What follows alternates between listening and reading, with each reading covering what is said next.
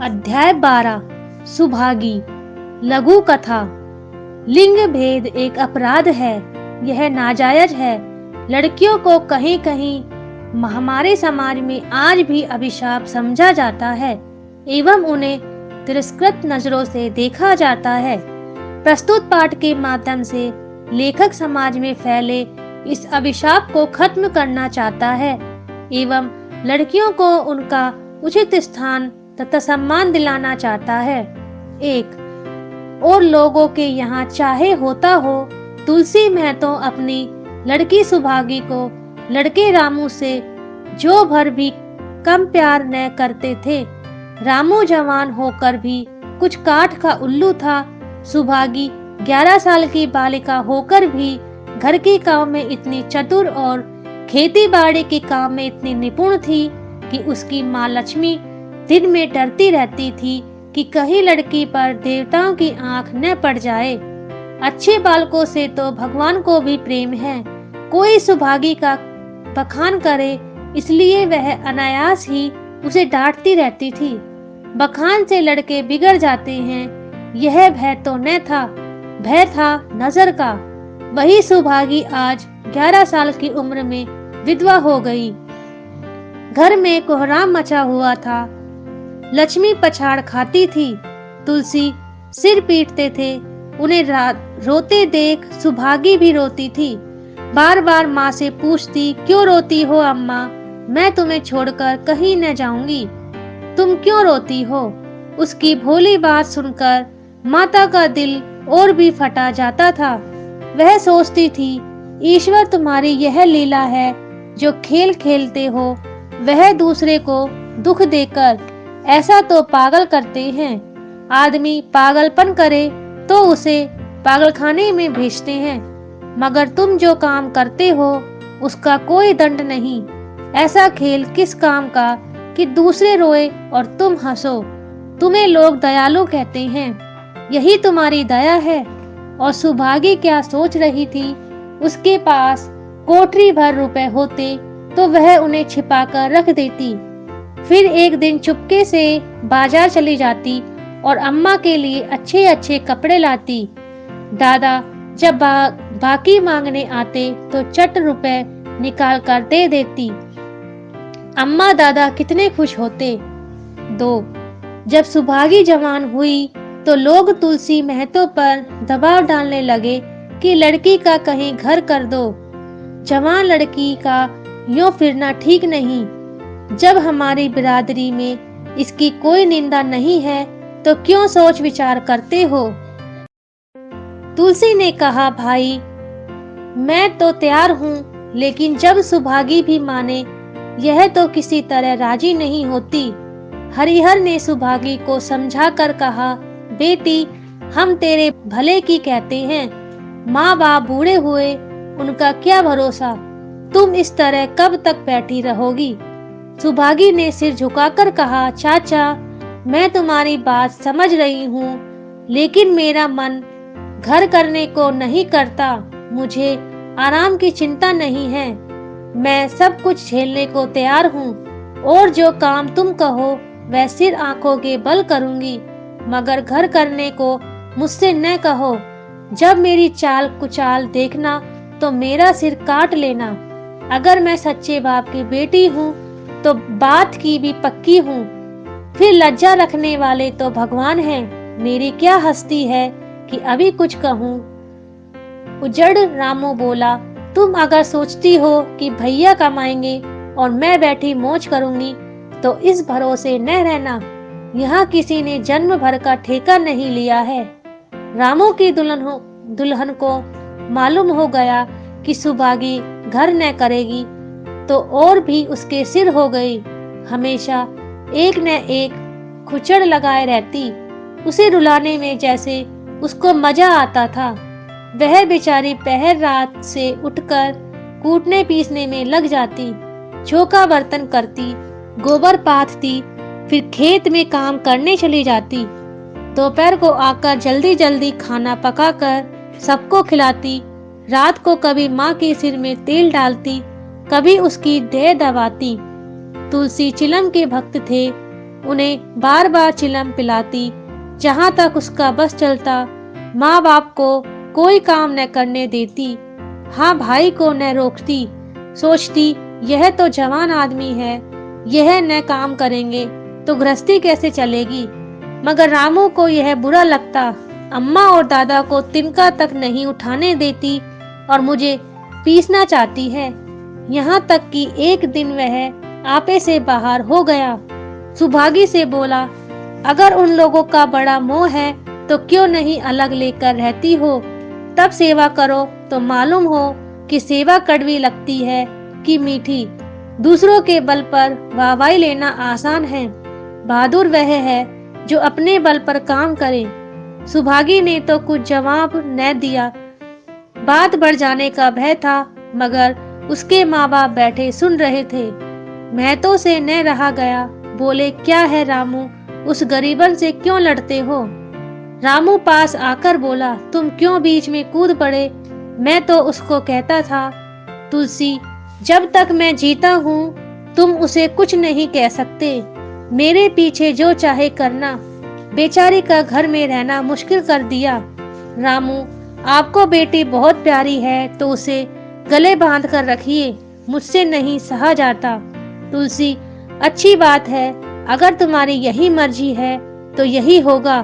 मैं कल गांव के आदमियों को बुलवाकर बंटवारा कर दूंगा। तुम चाहे छूट जाओ, सुभागी नहीं छूट सकती।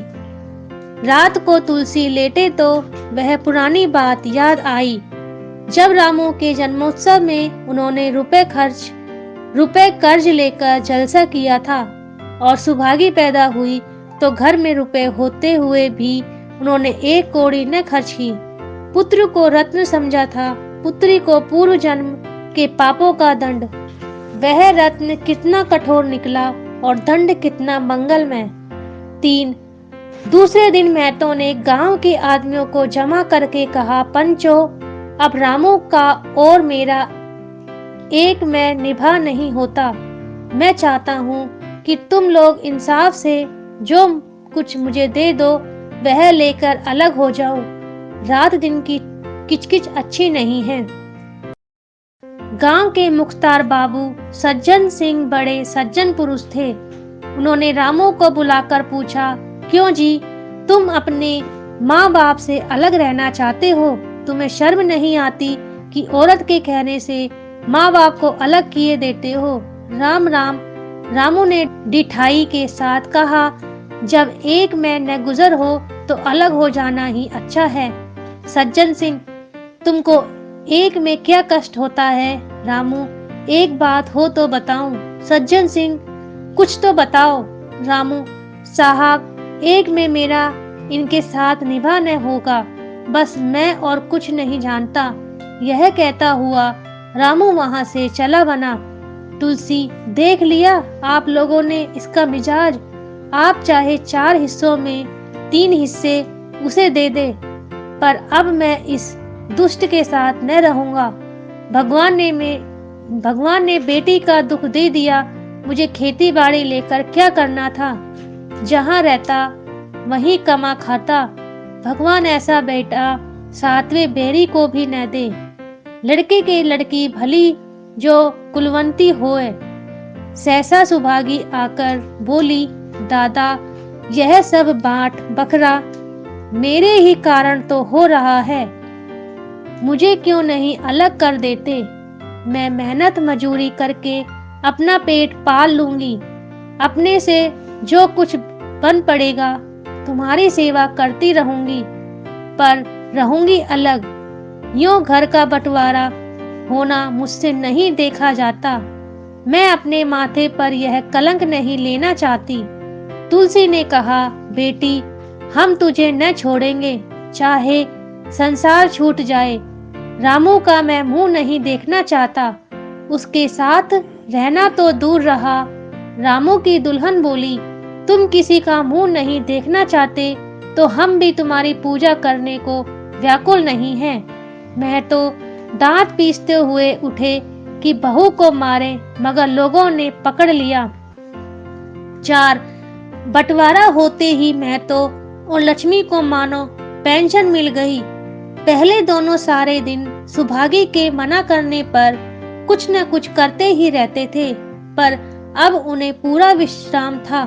पहले दोनों दूध घी को तरसते थे। सुभागी ने कुछ रुपए बचाकर एक भैंस ले ली। बूढ़े आदमियों की जान तो उनका भोजन है। अच्छा भोजन न मिले तो वे किसके आधार पर रहे। महतो ने बहुत विरोध किया। कहने लगे, घर का काम यूं ही क्या कम है कि तू नया झंझट पाल रही है।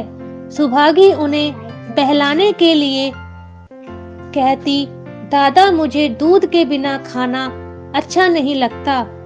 लक्ष्मी ने हंसकर कहा, बेटी तू झूठ कब से बोलने लगी? कभी दूध हाथ में छूती नहीं। खाने को कौन कहे? सारा दूध हम लोगों के पेट में ठूस देती है। गांव में जहां देखो सबके मुंह से सुभागी की तारीफ। लड़की नहीं देवी है जो मर्दों का काम भी करती है। उस पर माँ बाप की सेवा भी किए जाती है। सज्जन सिंह तो कहते यह उस जन्म की देवी है, मगर शायद महतो को यह सुख बहुत दिनों तक भोगना न लिखा था। 7-8 दिन से महतो को जोर का ज्वर चढ़ा हुआ है। देह पर कपड़े का तार भी नहीं रहने देते। लक्ष्मी पास बैठी रो रही है। सुभागी पानी लिए खड़ी है। अभी एक क्षण पहले महतो ने पानी मांगा था, पर जब तक वह पानी लाए उनका जी डूब गया और हाथ पांव ठंडे हो गए।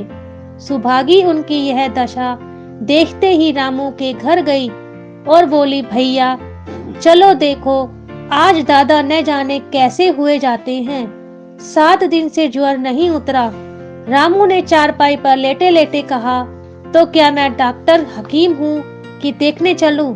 जब अच्छे थे तब तक तो तुम उनके गले की हार बनी हुई थी। अब जब मरने लगे तो मुझे बुलाने आई हो।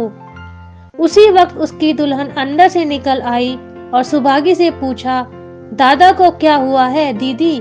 सुभागी के पहले रामू बोल उठा, हुआ क्या है?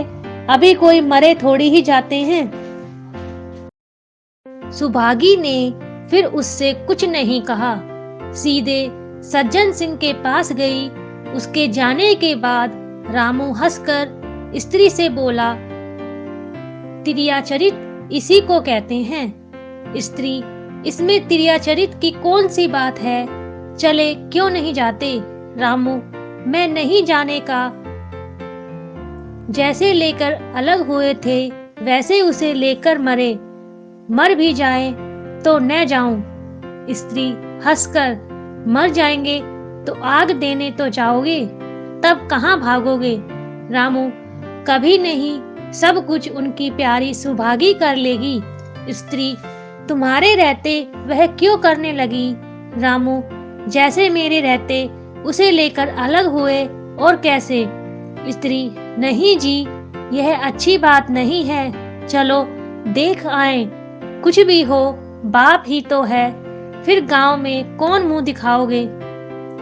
रामू, चुप रहो, मुझे उपदेश मत दो। उधर बाबू साहब ने जो ही महतो की हालत सुनी, तुरंत सुभागी के साथ चले आए। यहाँ पहुँचे तो महतो की दशा और भी खराब हो चुकी थी। नाड़ी देखी तो बहुत धीमी थी। समझ गए कि जिंदगी के दिन पूरे हो गए। मौत का आतंक छाया हुआ था। सजल नेत्र होकर बोले, महतो भाई कैसा जी है? महतो जैसे नींद से जाग कर बोले, बहुत अच्छा है भैया, अब तो चलने की बेला है। सुभागी के पिता अब तुम ही हो, उसे तुम्ही को सौंपे जाता हूँ। सज्जन सिंह ने रोते हुए कहा, भैया घबराओ मत, भगवान ने चाहा तो तुम अच्छे हो जाओगे। सुभागी को तो मैंने हमेशा अपनी बेटी समझा है और जब तक जीऊंगा ऐसा ही समझता रहूंगा। तुम निश्चिंत रहो, मेरे रहते सुभागी या लक्ष्मी को कोई तिरछी आंख से न देखेगा, और कुछ इच्छा हो तो वह भी कह दो। महतो ने विनीत नेत्रों से देखकर कहा, और कुछ नहीं कहूंगा भैया, भगवान तुम्हें सदा सुखी रखे। सज्जन सिंह, रामू को बुला दो, उससे भूल चूक हुई हो क्षमा कर दो। मैं तो नहीं भैया, उस पापी हत्यारे का मुंह मैं नहीं देखना चाहता। इसके बाद गोदान की तैयारियां होने लगी। 5 रामू को गांव भर ने समझाया, पर वह अंत्येष्टि करने पर राजी न हुआ। कहा, जिस पिता ने मरते समय भी मेरा मुंह देखना स्वीकार न किया, न वह मेरा पिता है न मैं उसका पुत्र।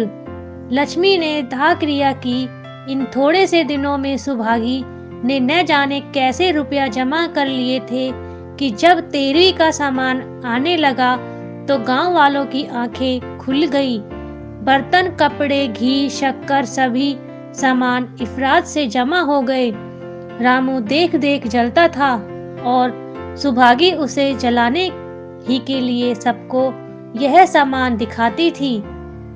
लक्ष्मी ने कहा, बेटी घर देखकर खर्च करो, अब कोई कमाने वाला नहीं बैठा है, आप ही कुआं खोदना और पानी पीना है।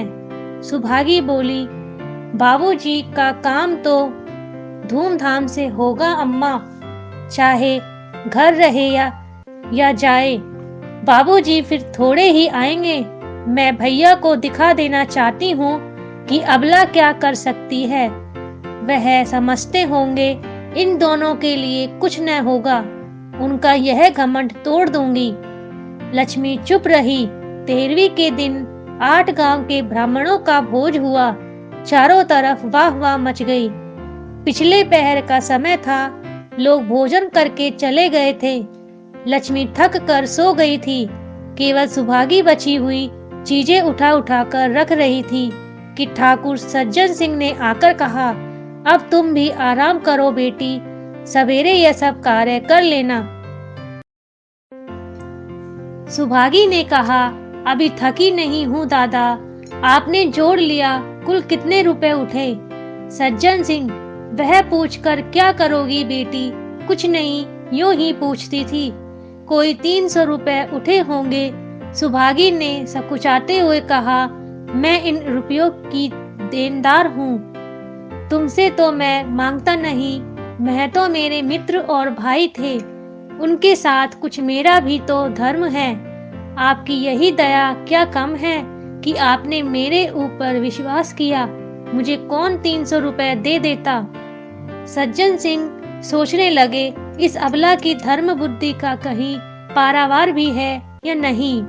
6 लक्ष्मी उन स्त्रियों में थी जिनके लिए पति वियोग जीवन स्रोत का बंद हो जाना है। 50 वर्ष के चिर सहवास के बाद अब यह एकांत जीवन उसके लिए पहाड़ हो गया। उसे अब ज्ञात हुआ कि मेरी बुद्धि, मेरा बल, मेरी सुमति, मानो मैं सबसे वंचित हो गई। उसने कितनी बार ईश्वर से विनती की थी, मुझे स्वामी के सामने उठा लेना, मगर उसने यह विनती स्वीकार न की। मौत पर अपना काबू नहीं तो क्या जीवन पर भी काबू नहीं है?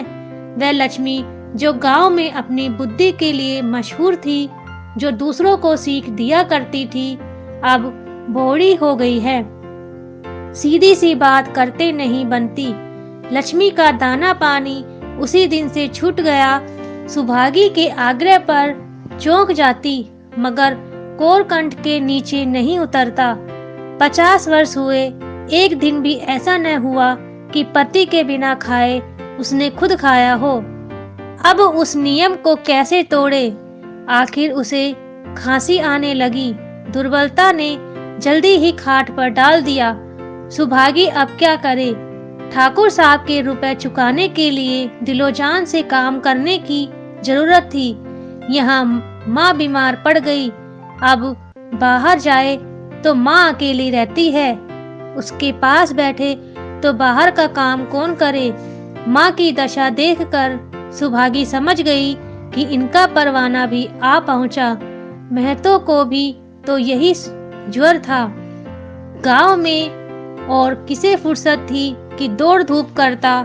सज्जन सिंह दोनों वक्त आते, लक्ष्मी को देखते, दवा पिलाते, सुभागी को समझाते और चले जाते, मगर लक्ष्मी की दशा बिगड़ती जाती थी। यहाँ तक कि 15वें दिन वह भी स्वर्ग सिधार गई। अंतिम समय में रामू आया और उसके पैर छूना चाहता था, पर लक्ष्मी ने उसे ऐसी झिड़की दी कि वह उसके समीप न जा सका। सुभागी को उसने आशीर्वाद दिया, तुम्हारी जैसी बेटी पाकर तर हो गई। मेरा क्रियाकर्म तुम ही करना। मेरी भगवान से यही अर्जी है कि उस जन्म में भी तुम मेरी कोख को पवित्र करो। माता के देहांत के बाद सुभागी के जीवन का केवल एक लक्ष्य रह गया, ठाकुर सज्जन सिंह के रुपए चुकाना। 300 रुपए पिता के क्रियाकर्म में लगे थे, लगभग 200 रुपए माता के काम में लगे, 500 रुपए का ऋण था और उसकी जान, मगर वह हिम्मत न हारती थी। 3 साल तक सुभागी ने रात को रात और दिन को दिन न समझा।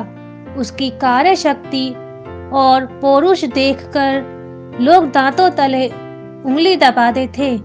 दिन भर खेती बाड़ी का काम करने के बाद वह रात को 4-4 पसेरी आटा पीस डालती।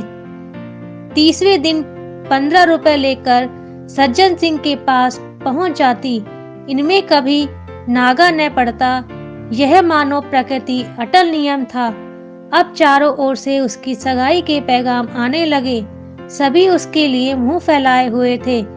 जिसके घर सुभागी जाएगी उसके भाग्य फिर जाएंगे। सुभागी यही जवाब देती, अभी वह दिन नहीं आया। जिस दिन सुभागी ने आखिरी किस्त चुकाई उस दिन उसकी खुशी का ठिकाना न था। आज उसके जीवन का कठोर व्रत पूरा हो गया।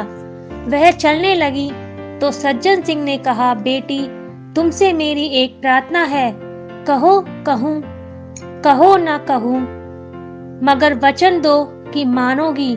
सुभागी ने कृतज्ञ भाव से देखकर कहा, दादा आपकी बात न मानूंगी तो किसकी बात मानूंगी। मेरा तो रोया रोया आपका गुलाम है। सज्जन सिंह, अगर तुम्हारे मन में यह भाव है तो मैं न कहूँगा। मैंने अब तक तुमसे इसलिए नहीं कहा कि तुम अपने को देनदार समझ रही थी। अब रुपए चुक गए, मेरा तुम्हारे ऊपर कोई एहसान नहीं, रत्ती भर भी नहीं। बोलो कहूँ। सुभागी, आपकी जो आज्ञा हो। सज्जन सिंह, देखो इनकार मत करना, इनकार न करना, नहीं तो मैं फिर तुम्हें अपना मुंह न दिखाऊंगा। सुभागी, क्या आज्ञा है। सज्जन सिंह, मेरी इच्छा है कि तुम मेरी बहू बनकर मेरे घर को पवित्र करो। मैं जाति पाति का कायल हूँ, मगर तुमने मेरे सारे बंधन तोड़ दिए। मेरा लड़का तुम्हारे नाम का पुजारी है, तुमने उसे बाहर देखा, बोलो मंजूर करती हो। सुभागी, दादा इतना सम्मान पाकर पागल हो जाऊंगी। सज्जन सिंह, तुम्हारा सम्मान भगवान कर रहे हैं, तुम साक्षात भगवती का अवतार हो। सुभागी, मैं तो आपको अपना पिता समझती हूँ। आप जो कुछ करेंगे मेरे भले के लिए करेंगे। आपके हुक्म को कैसे इनकार कर सकती हूँ। सज्जन सिंह ने उसके माथे पर हाथ रखकर कहा, बेटी तुम्हारा सुहाग अमर हो। तुमने मेरी बात रख ली। मुझ सा भाग्यशाली संसार में और कौन होगा। शब्दार्थ, जो भर भी थोड़ा सा भी कुचाल, बुरे आचरण, घर कर देना, दूसरी शादी कर देना, 12 बाट बंटवारा, हिस्सा होना, आतंक, भय, सजल, जलपूर्ण, आंसुओं से भरे, इफरात, प्रचुरता, बहुतायत, अधिकता, पारावार, अंतिम सीमा, परवाना, बुलावा, पैगाम, संदेश, कायल, मानने वाला, बखान करना, प्रशंसा करना, उज्जड़, गवार, असभ्य, करज, कर्ज, उधार, विश्राम, आराम, प्रियचरित, स्त्रियों का आचरण, अत्येष्टि, अंतिम, संस्कार, दाह कर्म, अबला, निर्बल नारी, कमजोर स्त्री, बौड़ी, सनकी, निर्बोध, पौरुष, मर्दानगी, पुरुषत्व, ऋण, कर्ज, कृतज्ञ भाव, उपकार को मानने की भावना,